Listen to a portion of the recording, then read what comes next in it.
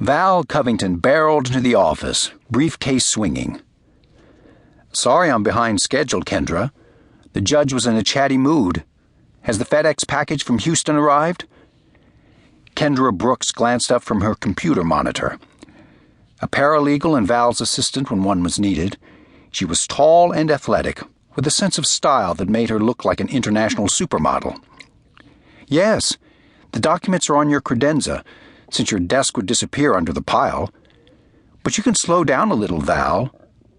Howard Reed called to say that this afternoon's deposition has to be postponed."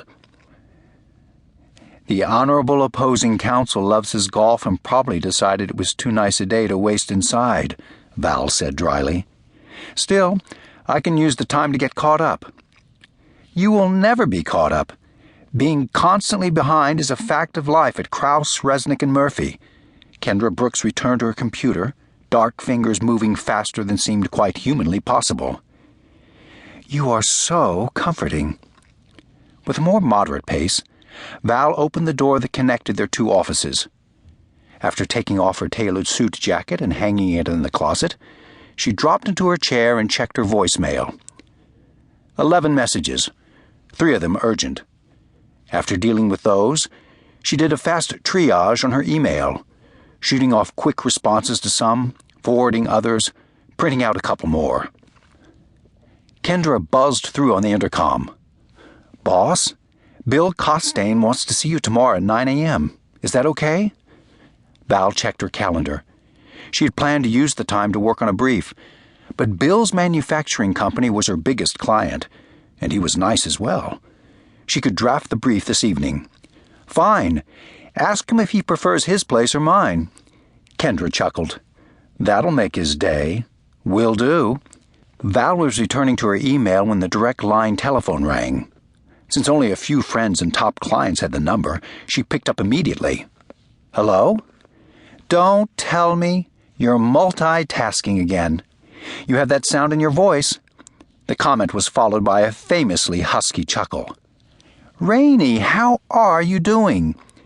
Glad to hear from one of her oldest friends, Val tilted back the chair and rested her high-heeled pumps on top of her desk. "I promised to give you my full attention. I don't suppose you're in Baltimore?" "No, I'm in Los Angeles for the day, doing business meetings. Tedious." Val grinned. Rain Marlowe was a successful actress, producer, and director, but she didn't get there by enjoying meetings. Even when they were in grade school, Rainey had preferred action to talk. "Did you get a green light on the next project?" "Close, but no champagne. Soon, I hope." Rain's voice changed. "I had a different reason to call. Remember when you and I were working on the script for Centurion, and I told you that without your help I would have quit? You were only feeling down that day. You would have been back the next, sinking your terrier teeth in it." Rainey was not the sort to give up easily. Against all the odds, she wrote, produced, and directed a movie based on a Victorian novel called The Centurion, and saw it take off into a major hit that won several Oscars for her and her crew. Now she was in a good position to create other movies that excited her. "I probably wouldn't have given up," Rain admitted. "But you were crucial both in pre-production and during the actual shooting, when I was on the verge of nervous hysterics. That's why I gave you a production credit on the movie." Val grinned. "I got such a kick out of that. It added to my wild woman image among the stater elements of the Baltimore bar. Anytime you want to move to L.A. and go into production, there's a job waiting for you. Several jobs." "No way, Rainey. I had great fun working with you on that one project, but show business is not for me. I haven't got enough gypsy in my soul."